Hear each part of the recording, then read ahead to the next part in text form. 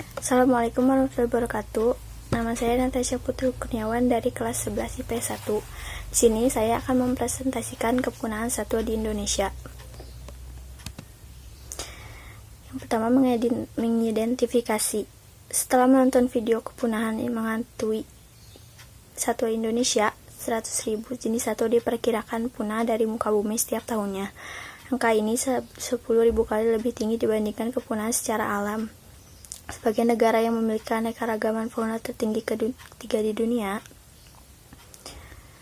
ada sekitar 17% dari seluruh jenis satwa di Indonesia sudah diwajibkan menjaga semua penghuninya dari kepunahan. Para peneliti berpendapat bahwa manusia memiliki kewajiban untuk melindungi spesies lain. Keanekaragaman hayati sangat penting bagi kehidupan manusia di muka bumi ini karena Indonesia bergantung pada ekosistemnya. Ada faktor penyebab satwa di Indonesia punah. Yang pertama, perubahan iklim. Pemanasan global dapat menyebabkan perubahan iklim di bumi. Satu belahan bumi akan mudah banjir, sedangkan belahan bumi lainnya mengalami kekeringan. 2. Polusi. Polusi dapat menyebabkan kematian massal yang berakibat kepunahan bagi makhluk hidup. Contohnya adalah kupu-kupu Maideran besar putih yang punah karena polusi pupuk pertanian. Polusi air, polusi tanah, polusi udara, dan semuanya bersifat buruk bagi lingkungan hidup dan dapat menyebabkan kepunahan. Ketiga, hilangnya habitat. Seperti manusia yang membutuhkan tempat tinggal, hewan dan tumbuhan juga sama. Hilangnya habitat akan membuat hewan terusir dari rumahnya dan terpaksa melakukan migrasi. Sebagian besar hewan tidak akan selamat dan mengalami kepunahan karena tidak bisa menemukan tempat tinggal baru. Misalnya, mencairnya es di kutub yang membuat beruang kutub dan penguin kehilangan habitatnya. Akibatnya keduanya kini tergolong dalam hewan terancam punah. Yang keempat, ada kekurangan makanan. Dilansir dari talk show, kekurangan makanan atau kelaparan massal adalah cara tercepat terjadinya kepunahan yang bersifat efek domino. Jika rumput pada suatu daerah punah, maka hewan pemanah biak tidak akan mendapatkan makanan dan ikut punah. Hal ini menyebabkan manusia juga tidak bisa mendapatkan makanan dan harus bermigrasi ke tempat yang memiliki makanan. Upaya yang telah dilakukan untuk mencegah kepunahan. 1. Memberikan edukasi dan sosialisasi. Upaya konservasi satwa langka di Indonesia yang bisa dilakukan adalah memberikan edukasi dan sosialisasi terhadap masyarakat. Selama ini, masyarakat tidak tahu jenis satwa apa saja yang dilindungi oleh pemerintah. Hal itu dikarenakan banyaknya jenis satwa yang dilindungi oleh pemerintah tersebut. Yang harus mendapatkan edukasi dan sosialisasi ini adalah masyarakat yang tidak tinggal di pesisir laut dan juga yang ada di sekitar hutan untuk tidak membunuh atau memburu satwa langka yang dilindungi tersebut. Yang 2. Mendukung upaya pelestarian lingkungan. Langkah selanjutnya yang bisa dilakukan adalah masyarakat harus mendukung upaya yang dilakukan oleh pemerintah maupun lembaga lainnya yang sedang melakukan pelestarian lingkungan. Cara mendukungnya adalah dengan memberikan bantuan finansial maupun moral dalam setiap kampanye yang dilakukan. Membuat penangkaran. Cara melestarikan satwa langka yang di Indonesia selanjutnya adalah dengan membuat tempat penangkaran. Penangkaran tersebut bisa membuat satwa langka bisa berkembang biak agar tidak punah. Perkembangan biakan ini bisa menjaga satwa tersebut agar tidak punah. 4. Membuat papan larangan. Cara untuk melindungi satwa langka yang bisa dilakukan di Indonesia adalah dengan membuat papan larangan berburu. Dalam papan larangan tersebut bisa disertai dengan ancaman pidana atau sanksi jika perburuan tetap dilakukan. Saat ini sudah banyak yang melakukan cara ini, contohnya adalah masyarakat di sekitar lereng Muria Jepara sudah memasang papan larangan untuk tidak berburu satwa langka yang ada di lereng tersebut, terutama burung.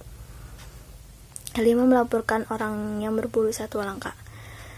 Untuk melindungi satwa langka yang ada di Indonesia adalah melakukan orang yang berburu satwa langka tersebut ke pihak yang berwajib. Hal ini bertujuan untuk membuat efek jerat terhadap orang yang melakukan perburuan tersebut dan memberikan peringatan terhadap masyarakat lain yang ingin melakukan perbuatan serupa.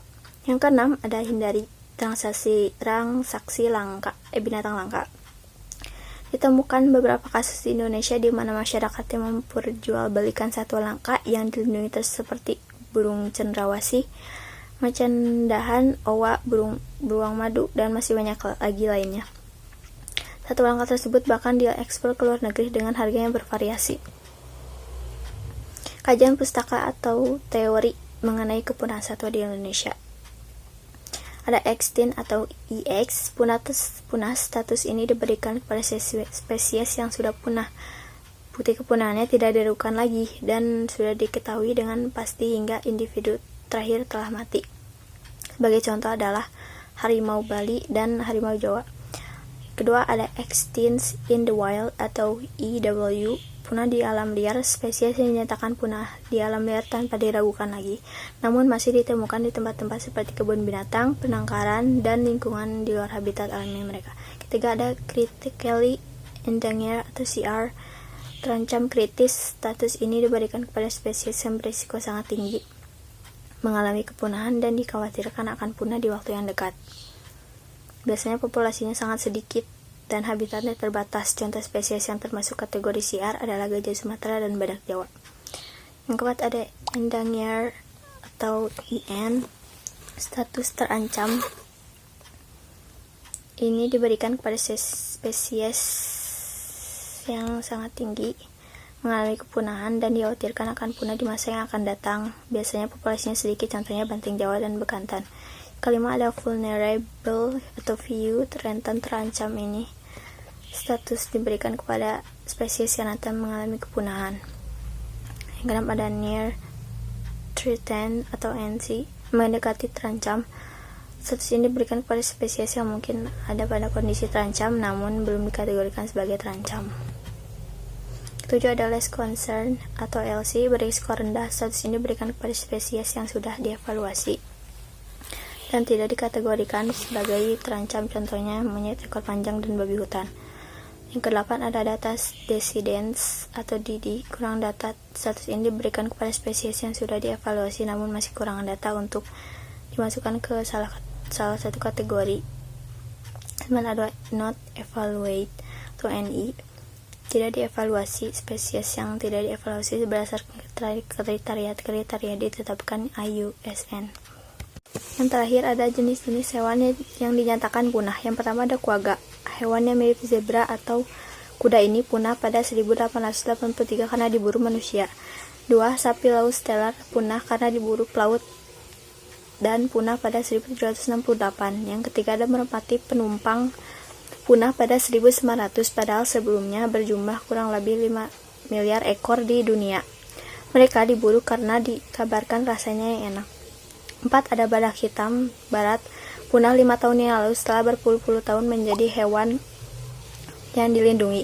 5. Ada harimau Jawa yang sebagai hewan khas Pulau Jawa, punah sekitar 1970 karena perburuan yang masif. Yang keenam ada auros atau sapi liar besar yang dianggap sebagai leluhur bison yang telah punah pada 1627. Yang ketujuh ada moa, burung asli Selandia Baru yang tak bisa terbang, telah punah sekitar awal 1500. Yang ke-8 ada harimau Tasmania, sebenarnya adalah harimau sejenis serigala namun bercorak belang seperti harimau.